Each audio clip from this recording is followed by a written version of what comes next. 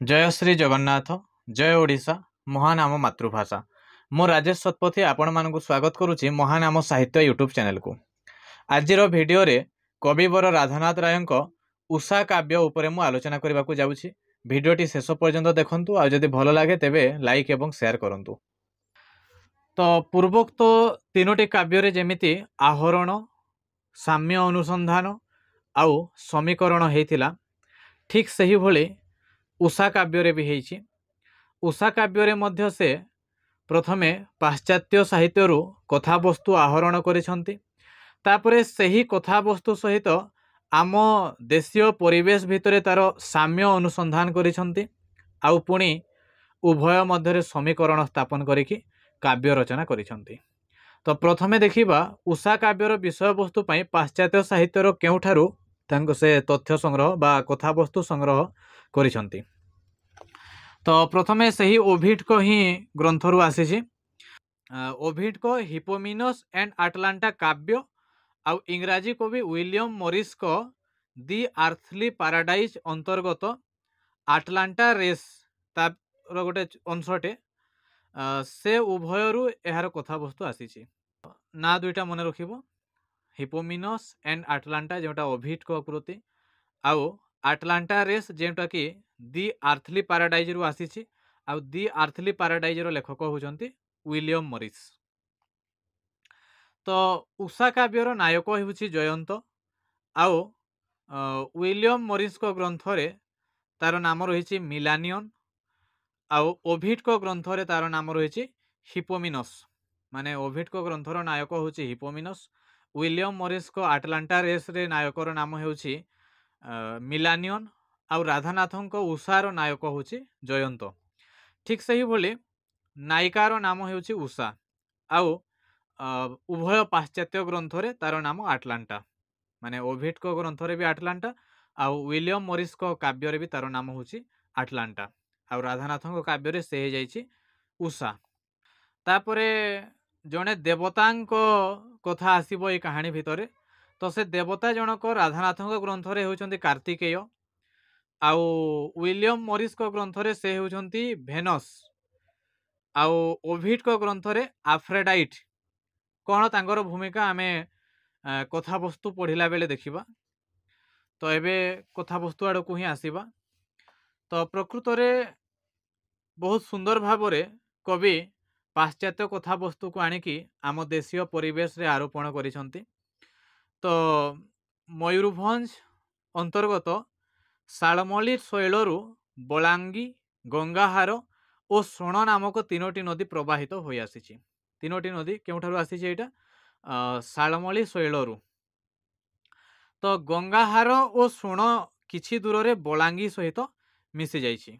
तो जो बलांगी नदी रही से बलांगी नदी तीर रे नुरु राजा गोटे काली मंदिर निर्माण करैथिले। मन रखिबो नुरु राजा काली मंदिर निर्माण करैथिले आउ नदी गर्भरु पाइथिबा काली मूर्ति को से सेठारे स्थापना करथिले।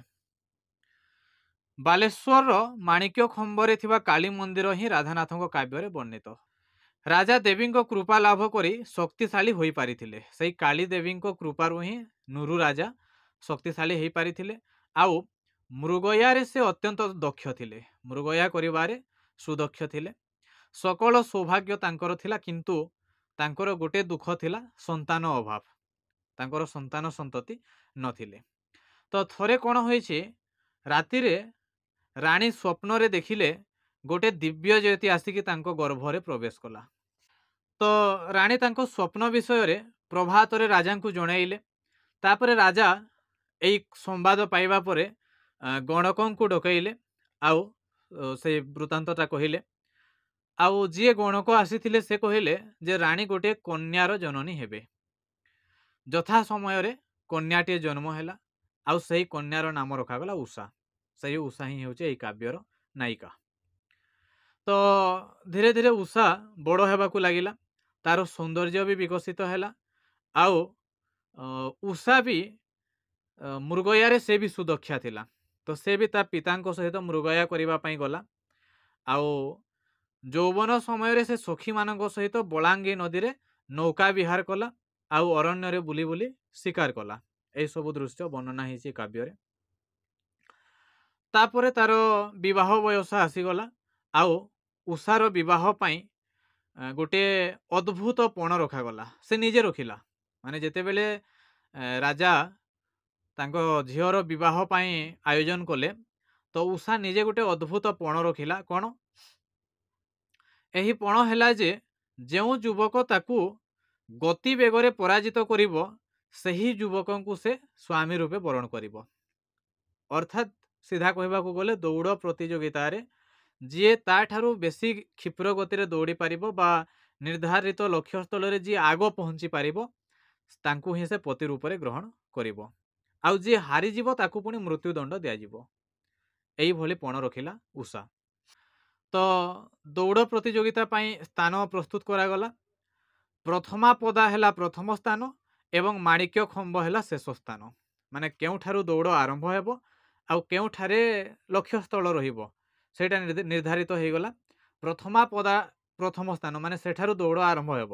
ଆଉ ମାଣିକ୍ୟ ଖମ୍ବ ଠାକୁ ଯିଏ ଆଗ ପହଞ୍ଚିବ ମାନେ ଉଷା ଠାରୁ ଆଗ ଯିଏ ପହଞ୍ଚି ପାରିବ ସେ ହିଁ ତାର ପାଣି ଗ୍ରହଣ କରିବ। ତ ଏଇ ଖବର ପାଇବା ପରେ ଅନେକ ଦେଶରୁ ରାଜକୁମାର ମାନେ ଆସିଲେ ଆଉ ମୃତ୍ୟୁବରଣ ବି କଲେ। କାହିଁକି? ସେମାନେ ଦୌଡ଼ରେ ଉଷାକୁ ହରେଇ ପାରିଲେ ନାହିଁ, ଯାହାଦ୍ୱାରା ପଣ ହିସାବରେ ତାଙ୍କୁ ମୃତ୍ୟୁଦଣ୍ଡ ଦିଆଗଲା। ସେମାନେ ମୃତ୍ୟୁବରଣ କଲେ। ସେମାନଙ୍କ ରକ୍ତରେ ସେହି ସ୍ଥାନ କର୍ଦ୍ଦମାକ୍ତ ହୋଇଯିବାରୁ ସେ ସ୍ଥାନର ନାମ ହେଲା ଶୋଣିତପୁର। ତ ତାପରେ କ'ଣ ହେଇଛି, ଥରେ ଉଷା ବନ ମଧ୍ୟରେ ଜଳପାନ କରୁଥିବା ବେଳେ ଦୁଇ ଗୋଟି ବନ୍ୟ ଶୂକରଙ୍କୁ ଲକ୍ଷ୍ୟ କରି ଶୂଳ ନିକ୍ଷେପ କଲା। ମାନେ ବନ୍ୟ ଶୂକର ଦୁଇଟା ଜଳପାନ କରୁଥିଲେ। ତ ସେହି ସମୟରେ ଉଷା କ'ଣ କଲା? ଶୂଳ ନିକ୍ଷେପ କଲା। ଗୋଟିଏ ଶୂକର ଶୂଳବିଦ୍ଧ ହେବାରୁ ନିହତ ହେଲା, ଅନ୍ୟଟି ଆଉ ଏକ ଶର ଦ୍ୱାରା ନିହତ ହେଲା। ତ ଯେତେବେଳେ ସେ ଶରବିଦ୍ଧ କରିଛି ସେ ତ ଗୋଟିଏ ଶର ମାରିଛି, ସେ ଗୋଟିଏ ଶରରେ ଗୋଟିଏ ଶୂକର ମରିଲା, ଆଉ ଗୋଟେ ଅନ୍ୟ ଶରଟେ କେଉଁଠାରୁ ଆସିଲା ଆଉ ଅନ୍ୟ ଶୂକରଟା ବି ସେଥିରେ ନିହତ ହେଲା। ତ ଯେଉଁ ଦ୍ୱିତୀୟ ଶରଟା କେଉଁଠାରୁ ଆସିଲା ସେଇଟା ଉଷା ତଥା ତାଙ୍କ ସହଚରୀ ମାନେ ଜାଣିପାରିଲେ ନାହିଁ। ଦେଖିଲେ ଶର ଫଳକରେ ଲେଖା ହେଇଥିଲା ଜୟନ୍ତ। ମାନେ ଏଇ କାହାଣୀର ନାୟକ ଜୟନ୍ତ, ତାର ନାମ ଲେଖା ହେଇଥିଲା ସେଇ ଶରରେ। ତ ଜୟନ୍ତ ହେଉଛି ହେମପୁରର ରାଜା ବାହନପତିଙ୍କ ପୁତ୍ର। ହେମପୁରର ରାଜା ବାହନପତି, ବାହନପତିଙ୍କ ପୁତ୍ର ହେଉଛି ଜୟନ୍ତ। ଆଉ ସେ ବି ଶିକାରରେ ସୁଦକ୍ଷ। କାର୍ତ୍ତିକେୟଙ୍କ ବାହନ ମୟୂରକୁ ବ୍ୟାଧ କବଳରୁ ରକ୍ଷା କରିଥିବାରୁ କାର୍ତ୍ତିକେୟ ତାଙ୍କୁ ବର ଦେଇଥିଲେ ଯେ ସଙ୍କଟ ସମୟରେ ତାଙ୍କୁ ସ୍ମରଣ କଲେ ସେ ସାହାଯ୍ୟ କରିବେ। ତ କାର୍ତ୍ତିକେୟଙ୍କ ବାହନ ହେଉଛି ମୟୂର। ମୟୂରକୁ ଥରେ ଜୟନ୍ତ ବ୍ୟାଧ କବଳରୁ ରକ୍ଷା କରିଥିଲେ। ସେଥିପାଇଁ କାର୍ତ୍ତିକେୟ ତାଙ୍କୁ ବର ଦେଇଥିଲେ କ'ଣ? ଯେତେବେଳେ ସଙ୍କଟ ସମୟରେ ସ୍ମରଣ କଲେ ସେ ସାହାଯ୍ୟ କରିବେ। ଆଉ କାର୍ତ୍ତିକେୟଙ୍କ ଯେଉଁ ମୟୂରର ପୁଚ୍ଛ ଗୋଟିଏ ଖସି ପଡ଼ିଥିଲା, ଆଉ ସେ ଖସି ପଡ଼ିଥିବା ମୟୂର ପୁଚ୍ଛକୁ ଜୟନ୍ତ ତା ପିତାଙ୍କୁ ଦେଇଥିଲେ। ତ ବାହନପତି ନିଜ ମୁକୁଟରେ ସେ ମୟୂର ପୁଚ୍ଛକୁ ଲଗାଇକି ମୟୂରଧ୍ୱଜ ନାମ ଗ୍ରହଣ କଲେ। এইটা ରହିଛି କଥାବସ୍ତୁ। ତାପରେ ରହିଛି ବାହନପତିଙ୍କ ରାଜ୍ୟରେ ବା ହେମପୁର ଠାରେ ମୟୂର ବଧକୁ ନିଷିଦ୍ଧ କରାଗଲା। ଉଷା ସ୍ୱୟଂବର ପାଇଁ ଯେଉଁ ପଣ ରଖିଥିଲା ତ ସେହି ଉଷା ସ୍ୱୟଂବର ସମ୍ବାଦଟା ଜୟନ୍ତ ପାଇଲେ। ଆଉ ସେହି ସମ୍ବାଦ ପାଇବା ପରେ ସେ ବି ଦୌଡ଼ ପ୍ରତିଯୋଗିତାରେ ଭାଗ ନେବା ପାଇଁ ଚାହିଁଲେ, କିନ୍ତୁ ତାଙ୍କ ପିତା ଅନୁମତି ଦେଲେ ନାହିଁ। ଆଉ ଥରେ କ'ଣ ହେଇଛି, ଅରଣ୍ୟରେ ଶିକାର କରୁଥିବା ସମୟରେ ଜୟନ୍ତ ଉଷାର ରୂପ ଲାବଣ୍ୟକୁ ଦେଖିଲେ। ଆଉ ତେଣୁ ସେ ନୁରୁ ରାଜାଙ୍କ ନିକଟରେ ଉପସ୍ଥିତ ହୋଇ ଦୌଡ଼ ପ୍ରତିଯୋଗିତାରେ ଅଂଶଗ୍ରହଣ କରିବା ପାଇଁ ନିବେଦନ କଲେ। ରାଜା ମଧ୍ୟ ଜୟନ୍ତକୁ ମନା କଲେ, ମାତ୍ର ଜୟନ୍ତ ଉଷାକୁ ପାଇବା ପାଇଁ ଯେକୌଣସି କଠୋର ସର୍ତ୍ତ ରକ୍ଷା କରିବା ପାଇଁ ପ୍ରସ୍ତୁତ ବୋଲି କହିଲେ। ତା ପରଦିନ ପ୍ରଭାତରୁ କ'ଣ ହେଲା, ଦୌଡ଼ ପ୍ରତିଯୋଗିତା ହେଲା। ଉଷା ଦେଖିଲା ଜୟନ୍ତର ଶୌର୍ଯ୍ୟ ଓ ସୌନ୍ଦର୍ଯ୍ୟକୁ, ଜୟନ୍ତ ପ୍ରତି ସେ ବି ଆସକ୍ତା ହେଲା। ଆଉ ଏହାଦ୍ୱାରା ତାର ନାରୀତ୍ୱ ଦୁର୍ବଳ ହୋଇପଡ଼ିଲା। ଉଷା ନିଜେ ମଧ୍ୟ ମନେ ମନେ ପ୍ରାର୍ଥନା କଲା ଜୟନ୍ତକୁ ସ୍ୱାମୀ ରୂପେ ପାଇବା ପାଇଁ। ଆଉ ସେ ଭାବୁଥାଏ ଯଦି ସେ ଏହି ପ୍ରତିଯୋଗିତାରେ ହାରିଯାଏ ତେବେ ତାର ଜୀବନ ଧନ୍ୟ ହେବ।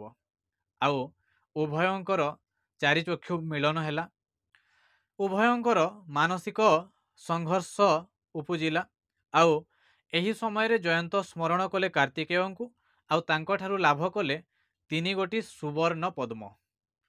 ଉଷା ଓ ଜୟନ୍ତ ଦୌଡୁଥିବା ସମୟରେ ଜୟନ୍ତ କୌଶଳ କରି ଗୋଟିଏ ଲେଖା ସୁବର୍ଣ୍ଣ ପଦ୍ମ ଉଷାର ଆଗକୁ ପକାଇଦେଲା।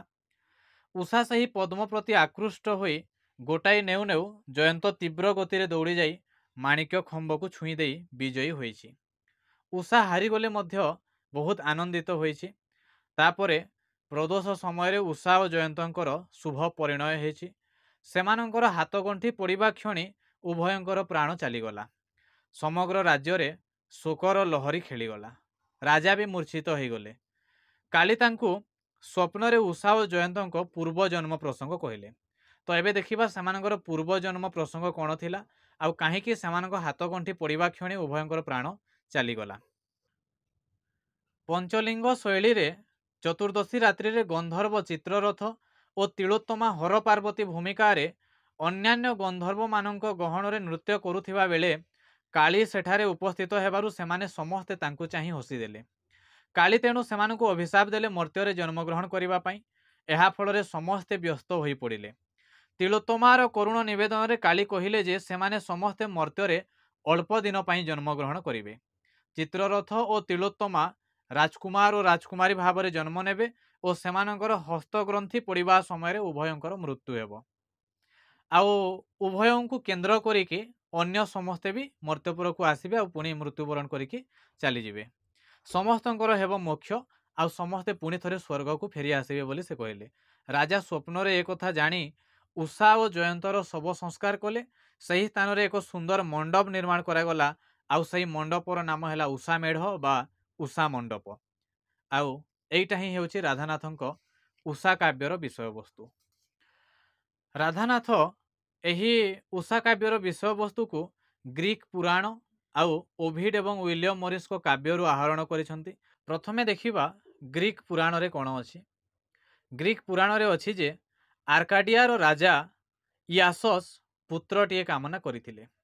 ମାତ୍ର କନ୍ୟାଟିଏ ହେବାରୁ ତାକୁ ସେ କାଲିଡନ୍ର ପାର୍ଥେନିଆନ୍ ପର୍ବତ ନିକଟସ୍ଥ ସ୍ୱାପଦ ସଙ୍କୁଳ ଅରଣ୍ୟରେ ଛାଡ଼ିଦେଇ ଆସିଲେ। ସେଠାରେ ଗୋଟିଏ ଭଲ୍ଲୁକି ଶିଶୁ କନ୍ୟାକୁ କ୍ଷୀର ଦେଇକି ବଞ୍ଚାଇଲା।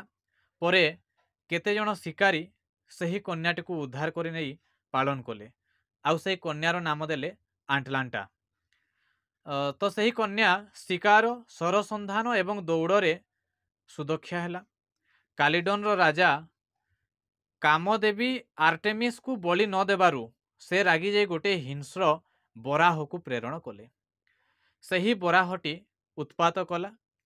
କେହି ତାକୁ ନିହତ କରିପାରିଲେ ନାହିଁ। ବିଖ୍ୟାତ ଶିକାରୀମାନଙ୍କୁ ଆମନ୍ତ୍ରଣ କରାଗଲା ସେହି ବରାହକୁ ହତ୍ୟା କରିବା ପାଇଁ ବା ନିହତ କରିବା ପାଇଁ। ଆଟଲାଣ୍ଟା ମଧ୍ୟ ସେହି ବରାହ ଶିକାର ପାଇଁ ଆସିଲା। ସେ ବରାହକୁ ପ୍ରଥମେ ବର୍ଚ୍ଛାଘାତ କଲା।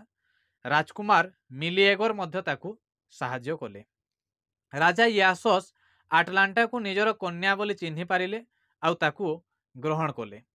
ରାଜକୁମାର ମିଲିଏଗର 2 ଜଣ ମାମୁଙ୍କୁ ହତ୍ୟା କରିବାରୁ ତାଙ୍କର ମା ଆଲଥେଆ ପୁତ୍ରର ଜୀବନ ରୂପୀ ଇନ୍ଧନ ଖଣ୍ଡକୁ ଜାଲି ଭସ୍ମସାତ କରିଦେଲେ। ଫଳରେ ରାଜକୁମାରର ଅକାଳ ମୃତ୍ୟୁ ହେଲା। ଅନ୍ୟପକ୍ଷରେ ଆଟଲାଣ୍ଟାର ବିବାହ ଆୟୋଜନ ହେବାରୁ ସେ ଏକ ସର୍ତ୍ତ ରଖିଲା ଯେ ଯେଉଁ ଯୁବକ ତାକୁ ଦୌଡ଼ ପ୍ରତିଯୋଗିତାରେ ଜିତିଯିବ ତାକୁ ସେ ବିବାହ କରିବ। ଅର୍କାଡିର ରାଜକୁମାର ମିଲାନିଅନ୍ ଏହି ପ୍ରତିଯୋଗିତାରେ ଯୋଗ ଦେଇ ବିଜୟୀ ହୋଇଛି ଆଉ ସେ ଆଟଲାଣ୍ଟାକୁ ବିବାହ କରିଛି। ଥରେ ସେ ପତ୍ନୀଙ୍କ ସହିତ ଜିଅସ୍ଙ୍କ ମନ୍ଦିରରେ ଶୟନ କରିବାରୁ ଜିଅସ୍ ସେମାନଙ୍କୁ ଅଭିଶାପ ଦେଇ 2ଟି ସିଂହରେ ପରିଣତ କରିଦେଲେ। ଏଇଟା ରହିଛି ଗ୍ରୀକ୍ ପୁରାଣରେ। ଏହି ପ୍ରସଙ୍ଗକୁ ଓଭିଡ୍ କେମିତି ଭାବରେ ବର୍ଣ୍ଣନା କରିଛନ୍ତି ସେଇଟା ଦେଖିବା। ଓଭିଡ୍ ଏହି ପ୍ରସଙ୍ଗ ଗ୍ରହଣ କରିଥିଲେ ବି ସେଥିରେ କିଛି ମୌଳିକତା ଦେଇଛନ୍ତି। ଆଟଲାଣ୍ଟାର ସର୍ତ୍ତରେ ରାଜି ହୋଇ ଯେଉଁମାନେ ପ୍ରତିଯୋଗିତାରେ ଯୋଗ ଦେଇ ପରାସ୍ତ ହେଲେ ସେମାନଙ୍କୁ ମୃତ୍ୟୁଦଣ୍ଡ ଦିଆଗଲା।